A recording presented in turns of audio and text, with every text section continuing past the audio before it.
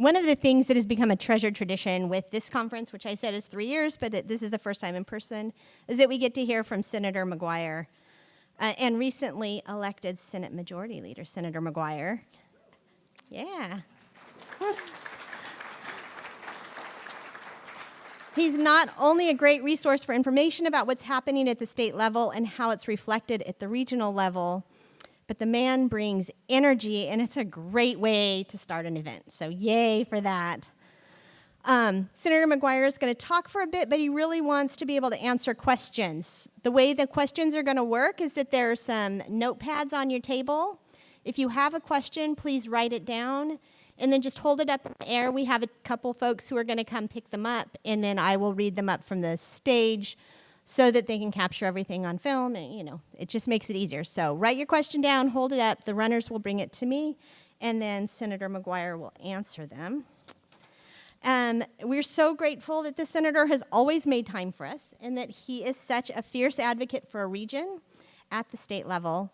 And I am proud to have had a great working relationship with him in the past, not just as an advocate, but as a kind and caring human being. So please join me in giving a rousing welcome to Senator McGuire. So good to see you. Thanks for all your work. Oh my gosh. You can have, you do it however you want to. All right, thank you. Hey, good morning, everybody. How's it going? This is fantastic. Thank you so much for allowing me to join you today. Absolutely thrilled to be with you. And I think a few thank yous. First and foremost, we need to say thank you to Susan. We need to say thank you to Layla and the organizing committee. Can we please give them a round of applause? We are so grateful, my goodness. Thank you so much. It is an amazing turnout this morning, and we are so grateful that you traveled from far and wide to be able to be here today. And we also want to say thank you so much to the city of Ukiah for hosting this in this beautiful, beautiful facility. Can we please give it up for Ukiah? We are so grateful. Thank you so much.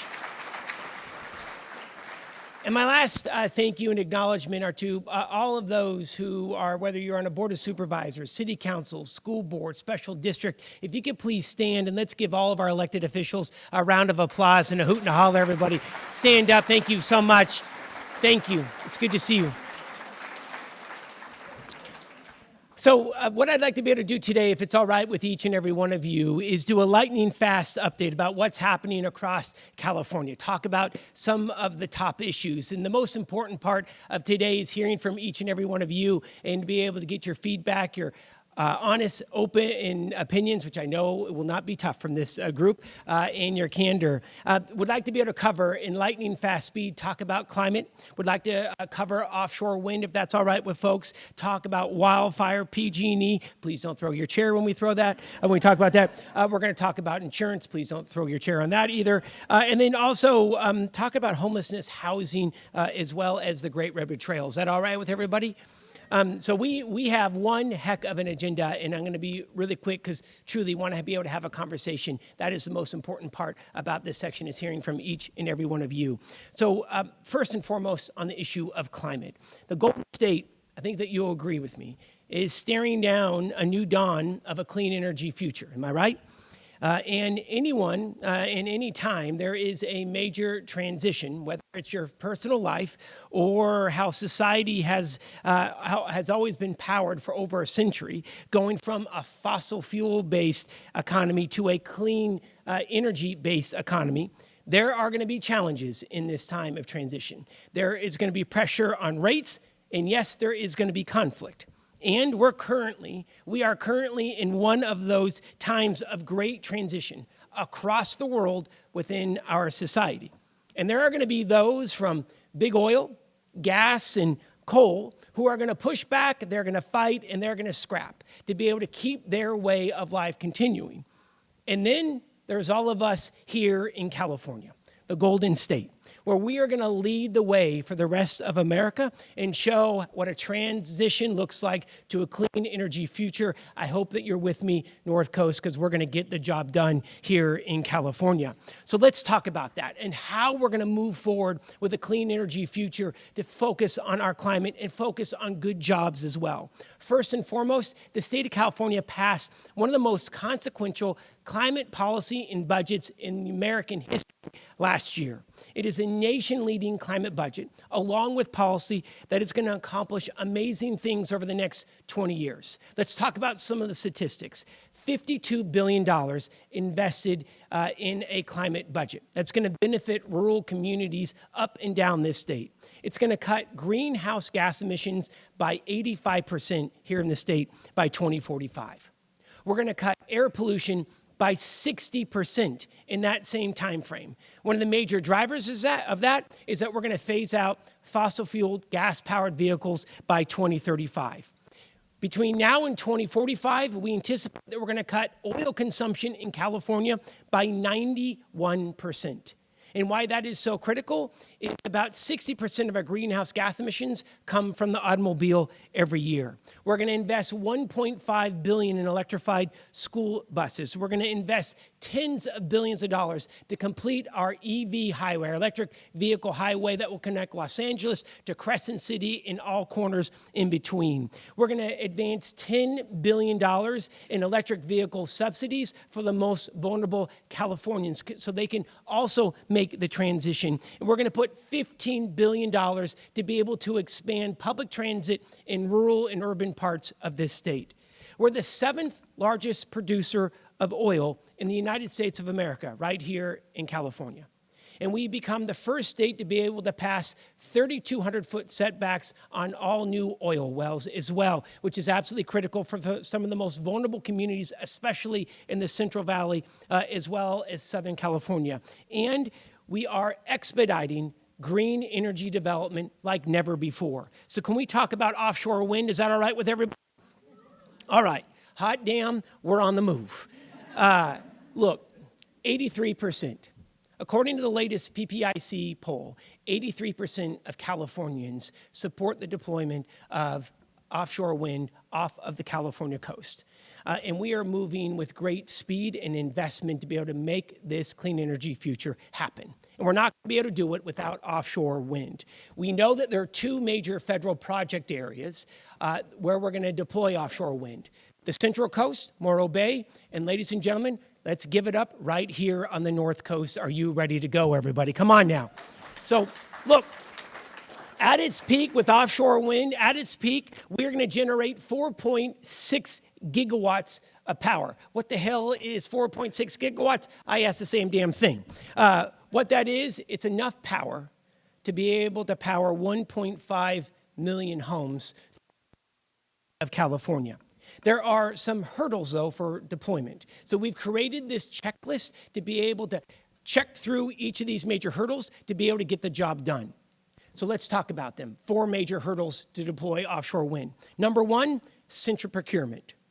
So we passed AB 1373, Assembly Bill 1373 this year. That's going to give essentially a guarantee rate for wind power now and in perpetuity here in the state of California. Why is that so important? If offshore wind developers know that there is a guaranteed rate for that wind power that they generate, they're going to invest here in the state of California. No country, no state has ever been able to deploy offshore wind energy without having a guarantee rate or central procurement. We need to be able to do that to be able to stabilize the market. Number 2, we need to have permitting reform. So we advanced Senate Bill 286 this year that is going to cut 5 years off of the permitting timeline through the Coastal Commission when it comes to permitting offshore wind and associated with offshore wind infrastructure. We got to go further. We have now entered formal negotiations with the federal government to be able to combine the NEPA process, the federal environmental process, with the state environmental process, that if we can accomplish a joint state and federal, that will cut another 3 to 4 years off of the permitting timeline. That is amazing, and we need to be able to move with speed to be able to deploy this energy. Number 3, we got to fund the Port of Humboldt. We got to make sure that we have good family-sustaining jobs. We need to ensure that we have a pathway to the middle class for the most vulnerable communities. We must focus on indigenous communities here on the North Coast and make sure that they also have a pathway to the middle class. Are you with me, North Coast? We got to move with speed. And that is why the state has come in with $10 million to be able to help fund the environmental impact report, to be able to kick off the project, the wharf project at the Port of Humboldt, so that we will be one of 3 major ports of interest for the development of offshore wind towers and turbines right here in our own backyard. Now, the 4th area that we need to focus, and this is where we need the most work, transmission. Those big old transmission lines that either come from Humboldt all the way down to Santa Rosa or go from Humboldt over to Reading.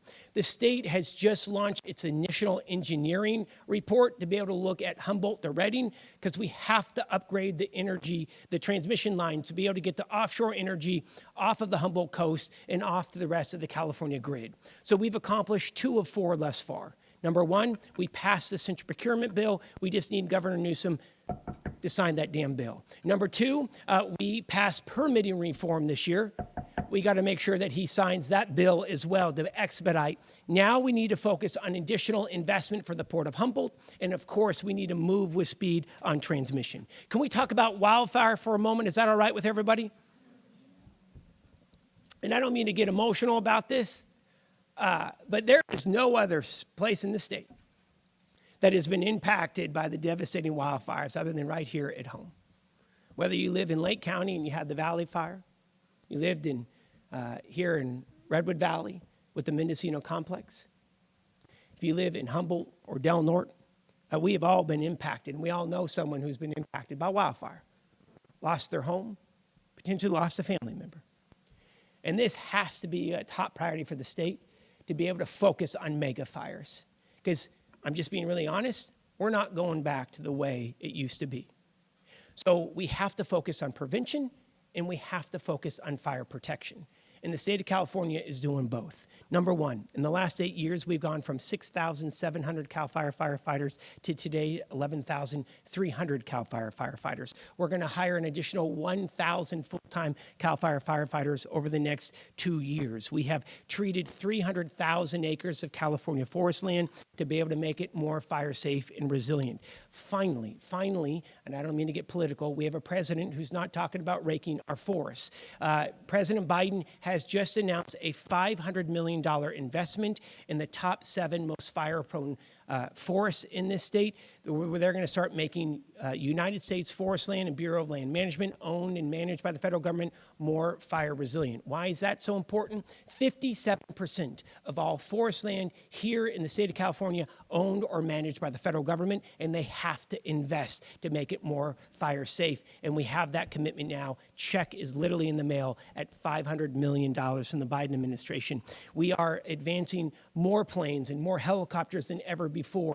We have 12 new Black Hawk helicopters that have night fighting capability, replacing all of our Vietnam-era helicopters here in the Golden State. We struck a deal with the Coast Guard. We're taking 7 C-130 cargo planes out of their hands, and we're going to transition them into the CAL FIRE aerial firefighting fleet. They'll be our largest fire bombers in the sky. We have invested tens of millions to deploy fire detection cameras in the most remote stretches of the Redwood Coast. And we're investing tens of millions of dollars of state funds, thanks to the taxpayers of California, to be able to make our communities more wildfire safe, making sure that our emergency evacuation routes have vegetation management, creating fire breaks around the most fire-prone communities, and yes, getting rid of dead and dying trees. We'll have a big announcement later this year for Lake County in regards to dead and dying trees. And we have to focus on rural fire districts and fire departments right here on the North Coast. Am I right? And we've just announced a $2.5 million deal that will provide 10 new fire engines to Southern Humboldt and Northern Mendocino fire departments to be able to transition their old fire engines into new Type 6 fire engines. We have to focus on that. So can we talk about PG&E? And Ruth Valenzuela cannot cuss at this moment, so I'm kidding. I love you, Ruth. And just want to acknowledge Ruth Valenzuela, who is the district director for Assemblymember Wood. She does amazing work on behalf of all of us. And Ruth, it's so good to see you. Thank you. And she does cuss a little, but we won't talk about that. Hey, see, there we go. So look, I have great respect for the women and men who keep our power on each and every day, who are out there in 100-degree heat or in the most challenging fire situations getting our power back on, PG&E employees. Where I don't trust is their CEO and their board of directors. PG&E, for decades, have put profit over people. They have put their own personal profit over the safety of all of us in this room. And it has to stop. And one of the areas where they have ignored is undergrounding of line. Do you know that San Diego Gas and Electric has undergrounded about 63% of all of their electric lines in their service territory? 63%. PG&E, less than 1%. Here's what we know. 99% of all fires will be stopped if we get those lines underground. And we passed legislation, SB 884 last year, that finally forces PG&E's hand to be able to bury 10,000 miles of power line in the most fire-threatened communities here on the North Coast and throughout their service territory. And we need to continue to advance hardening rules and regulations to be able to expedite their hardening rules and regulations on their lines, and I hope that you're with me. Can we talk about insurance quickly, and we're going to get right to the conversation. It's been a sleeping crisis here in Northern California. It is now spread to the rest of the state, and here's what we know, is that the number one nest egg for most Californians is their home. And if you cannot get insurance on your home, technically you're not able to sell it. So a lot of Californians have now had to transition into the FAIR plan, which is insurance of last resort. It's incredibly expensive. How many folks have been non-renewed in this room from their insurance companies? So look, here's what we know. The legislature and the governor have to move with speed to ensure coverage of everyday Californians, especially in rural California. We've seen this crisis coming in our neck of the woods since 2015 in the Valley Fire in Lake County. That's when we started to see massive non-renewals in Lake County. And it's gotten worse year after year after year. So we've passed legislation that would have helped stabilize the insurance market, but in the insurance committees, whether it's the Senate or the Assembly, it's become a graveyard for good legislation that it protects consumers and would advance stabilization of the market. So I want to talk about some areas where you're going to see us focus in the coming few months. Number one, we need a home hardening commission. That home hardening commission would establish community-wide hardening plans. Insurance companies will not write right now if you harden your home, right? Defensible space, better roof, protect your gutters, etc. What they will do, though, is if we have community-wide hardening plans where an entire community in a fire-prone area moves together, they'll start writing. So we need to ensure that there's the resources to help communities advance community hardening plan, and we have a new set of standards. Two, if you are a low-income Californian, thanks to Assemblymember Wood, we need to continue to expand that program that he developed to assist especially seniors in fire-prone communities to be able to do the right thing and harden their home. If you harden your home, we're going to require insurance companies to be able to write if you are in those community hardening plans. Risk modeling. The insurance industry wants to adopt private risk modeling. What that means is it's catastrophic modeling, and what it will do is advance risk-based pricing for insurance on your home. Here's where I'm at. We can't accept anything but public-based risk modeling so that we all know how insurance companies price the home insurance on your dwelling. Bottom line, full stop. It has to be public and it has to be transparent. In return, they're going to ask for higher rates. What we need to ensure is those rates don't exceed what is currently on the FAIR plan, which is incredibly expensive. We need to have goals for the insurance companies to vacate the vast majority of homeowners off of the FAIR plan and get them onto a traditional home insurance plan. And we're going to have a tough conversation about not building multifamily dwellings, apartments, condominiums in high fire risk areas. And the last thing that I think that we need to do, California has the most lucrative automobile insurance market, not just in the nation, but in North America. The most lucrative automobile insurance market in North America. If you're a company and you want to do business in the auto insurance market, you have to advance homeowner insurance as well. So that is a massive hook that this state needs to start advancing in regards to our buying power, and we have to push back on this narrative, and we have to make sure that consumers are protected. I'm going to end it right here and talk about investment in education and then homelessness, housing, and the GRT. Number one, over the last 36 months, the state of California has now invested nearly $500 million in improving our educational institutions and expanding opportunities for countless students. We know that higher education is about creating a pathway to a strong middle class. It's about a stronger economy here on the North Coast. $458 million is now being invested in the Cal Poly Humboldt transition. $458 million. Two, $10 million to build out the healthcare education hub. It is going to be the most modern healthcare career training facility in Northern California, and it is going to provide the next generation of healthcare professionals to Lake, Mendocino, Humboldt, and Del Norte counties. It's a partnership between the College of the Redwoods and Cal Poly Humboldt.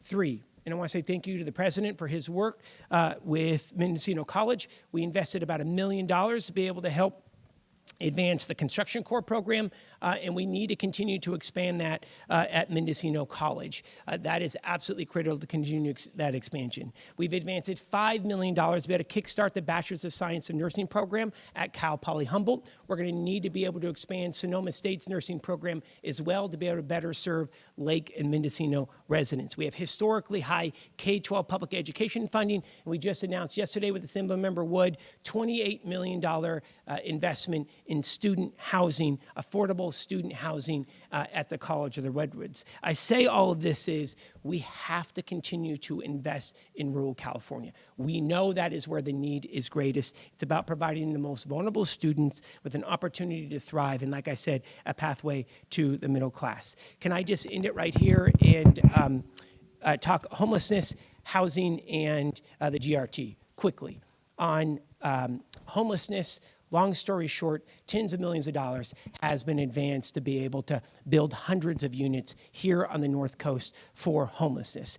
It is a crisis that is unacceptable. I know it makes all of us incredibly upset, and we need to do what's best for the human who is on the street as well as for our communities. Am I right? And hundreds of units now are wrapped with addiction and mental health services, which we so desperately need. And I promise you that focus is going to continue to be intense as we move forward in the coming 5 years. Two, $415 million has been invested between the Golden Gate Bridge and the Oregon border in affordable housing. It is a crisis. It is something that when I grew up, my mom and I struggled with paying rent, and it's something you don't want for the next generation. And one of the biggest crises for kids to be able to stay where they love, where they live, is the price of housing. Am I right? And we need to continue an intense focus on funding workforce affordable housing, but we also have to get housing built quicker. And I know that could be controversial. And the last thing I just would like to be able to talk about is the Great Redwood Trail. We have made incredible progress, thanks to so many in this room, that will transition a long abandoned rail line that runs from essentially the Golden Gate Bridge all the way up to Samoa in Humboldt County. We are focusing right now from the Mendo-Sonoma line up to Samoa. We have made incredible progress. The line from Willits North is now publicly owned by the Great Redwood Trail Agency. Tens of millions of dollars is going to continue to be invested. Build out of the Great Redwood Trail. We're going to build 12 miles in the Eel River Canyon. That will be open next summer. We're building out Arcata to Eureka even as we speak. We are working with the city of Ukiah. We got to get that southern stretch fully funded right now. We got to get that stretch from the city of Ukiah down to its city limits completed as well. We just released our economic study, $62 million in annual economic benefit for the Great Redwood Trail, $93 per day on lodging per trip, $64 for food and meals, and retail $60 every day when it comes to the Great Redwood Trail and those who use it. I've gone on way too dang long. I'm going to turn it over to each and every one of you, and I just want to end it here and say how grateful I am to work with you. I get emotional talking about it. It is the best experience that anyone could ever have, and I am so honored to be able to work with you and to have this opportunity. So let's open it up, Ms. Seaman, all right? And I'm going to turn it over to you. Are you going to go up?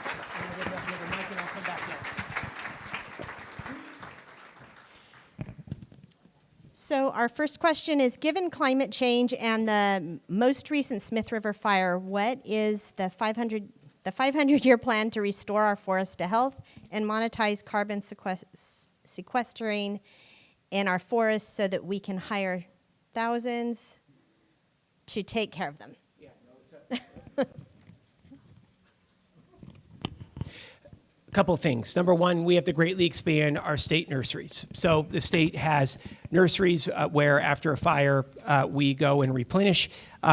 We need to be able to greatly expand our state nursery infrastructure because we're losing record numbers of acres throughout the state. So that's something that we're going to be very focused in on. That's the most practical piece. So for example, we are just out in Hoopa meeting with the tribe because they have a nursery that is doing about 1 million trees a year. We'd love to be able to see them get up to 3 to 5 million trees per year, right? And how we can get Native communities to work. And that is something that we're very focused on expanding funding.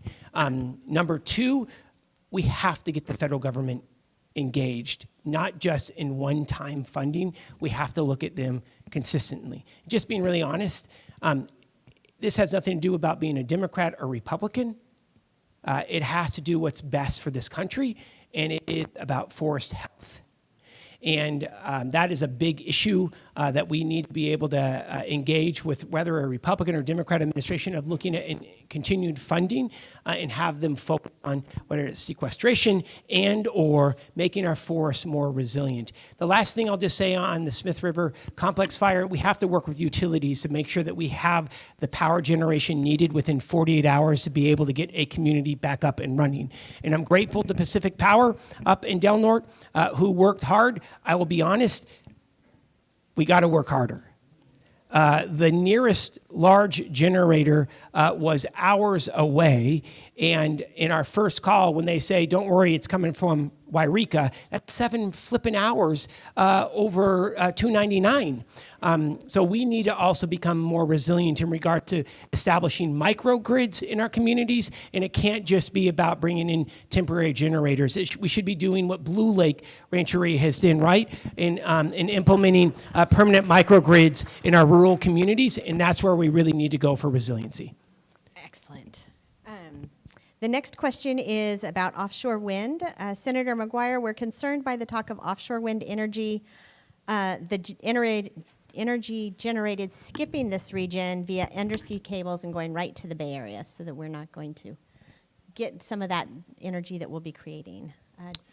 Yeah, I mean, look, just again, always want to be candid and transparent. I think the biggest issue that we have right now is transmission and how that's going to work. So there's a couple ways we could deal with it. We can, those folks who have, for example, internet cables on the seafloor already have right-of-way. The biggest issue with undersea cable transmission lines is going through the marine protected areas. That could be a quicker alternative in regards to deployment for those transmission lines. But honestly, we got to figure out what is going to be the best path for the environment and how quickly we can move to be able to provide our green energy needs. And if that's going to be on land, going south, going east to Reading, and or underseas, and just being really honest about it. When we talked about those 4 issues, right? Procurement, permitting, transmission, and Port of Humboldt. Transmission is our biggest Achilles heel that we need to focus in on. And I'm not trying to be coy with you about not giving you a non-squishy answer. I'm just being straight up.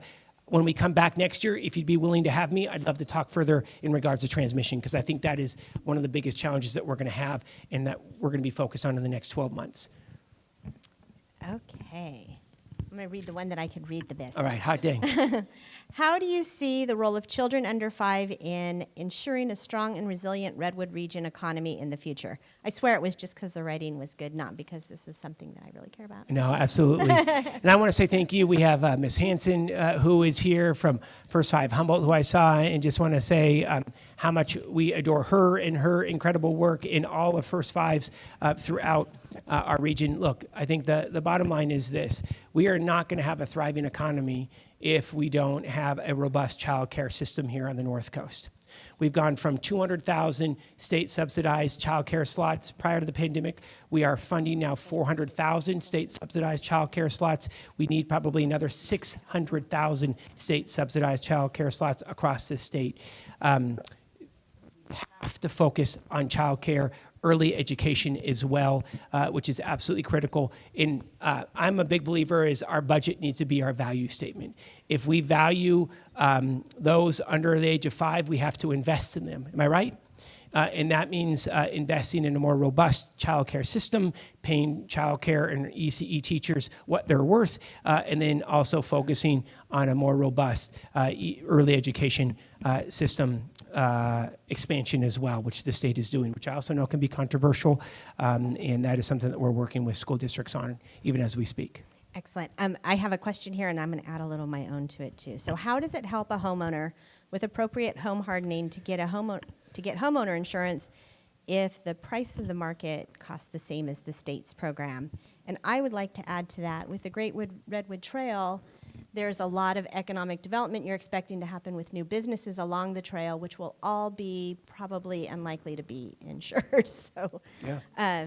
So back to the insurance question. Yes. First, how does it help the home hardening, and then how is it going to help the businesses on the trail? So we've literally passed laws that establish home hardening rules and regulations that either one of us can advance now. The problem is there is no law that insurance has to write.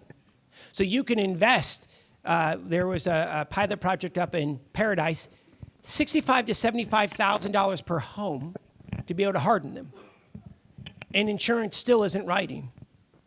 And I just want to point out one thing about Florida. The governor of Florida and the legislature of Florida gave the insurance industry everything they wanted. Private catastrophic modeling, a robust reinsurance market, and literally some of the highest rates in the nation. And those insurance companies, 17 of them now, have pulled out of Florida. Florida and DeSantis literally rolled out the red carpet for them, and they're still pulling out. So here's what we need to be able to do. We have the most robust automobile insurance market in the nation, in North America. We have to leverage that. Why are we letting these insurance companies come in, collect low-hanging fruit on the automobile market if they're not going to start signing up homeowners in the traditional homeowner insurance market? We need reform. I totally agree. But what doesn't work is that we have everyday Californians investing tens of thousands of dollars to be able to harden their home to make it more fire safe, and the insurance companies still give them a choice middle finger. And I'm not trying to be blunt about it, but I am so frustrated. So here's where I think we're going to go. I think that you're going to see a significant reform master plan being advanced in the coming months. But what I will tell you is there is going to be a lot of bluff and bluster by insurance companies saying they're not going to be able to do it. So they're not going to be able to take advantage of consumers. We all know that we may have to pay a little bit more. That's unpopular, but I just want to be super clear about that if you live in a high fire risk zone. But you should not pay what you're paying if you're on the FAIR plan. It's simply not sustainable for the average Californian. So they are not following state law now that we already have rules and regulations in place. They're not riding to it.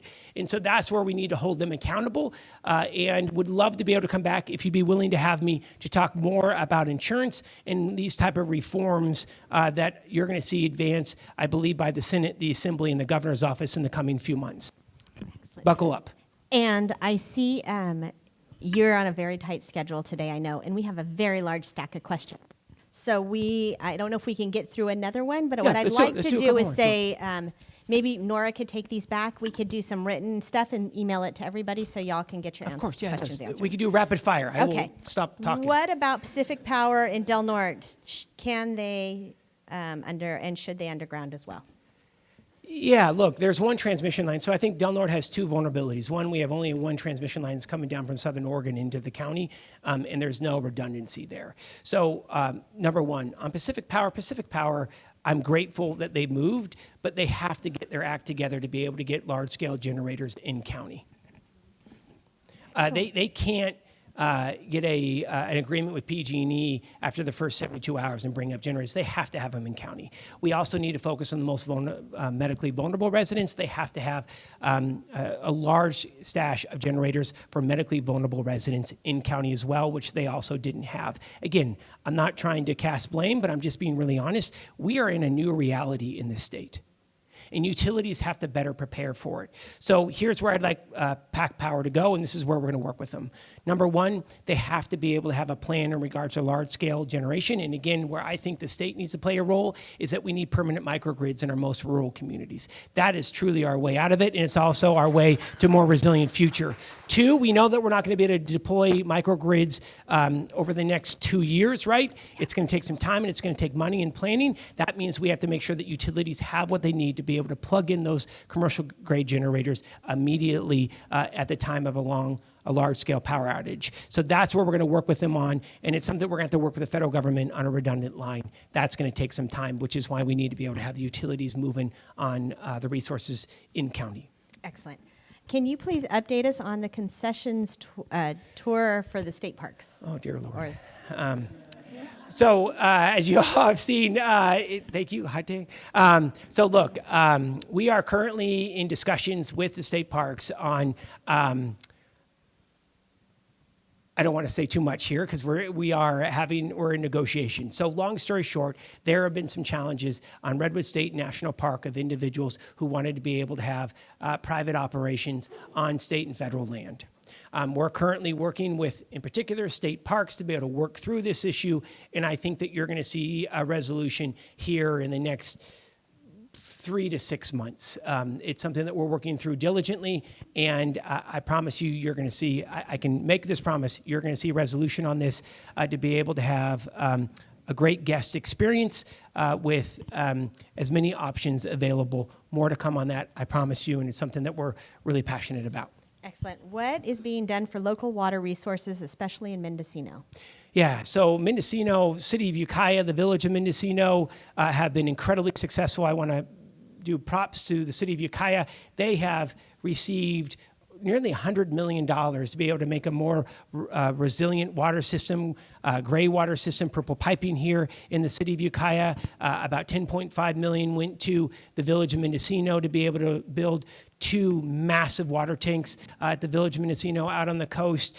We're currently working with Gualala and the Sonoma Water Agency, now Sonoma Water, on assisting Gualala and Sea Ranch. It is absolutely critical, and if you know of projects, water projects, we'd love to get involved with you to be able to advocate at the State Water Board, where we are funding hundreds of millions of dollars in grants. So if you do know of whether it is a tribal community or a municipal government, we'd love to be able to work with you on getting these grants secured, and or Assemblymember Wood's office as well. We get deeply involved in this to be able to deliver funding for our local communities. Excellent. How will outlawing gas-powered vehicles and machines and going all electric by 2035 negatively impact our economy, especially small business owners like trucking and construction folks? Can our electric grid handle the load? Yeah, I think 2 questions in that is that, so look, I think first you're going to see our traditional vehicles that we drive each and every day. I think long-haul trucks are going to be a little tougher to be able to phase out. Those long-haul trucks, those big rigs, candidly, we are pushing back that the date in regards to what they have, the date they have to abide by this new law, because there simply isn't the technology. Same thing that we did, for example, with charter boats and ferries. There simply isn't the clean energy technology for those larger scale boats as well. So here's what I think you're going to see. Number one, you're going to see that 2035 stick for traditional vehicles. We're not going to go and say you have to go turn in your car, by the way. It will be the cars available on the lot for new vehicles. So it's going to take some time for a total phase out.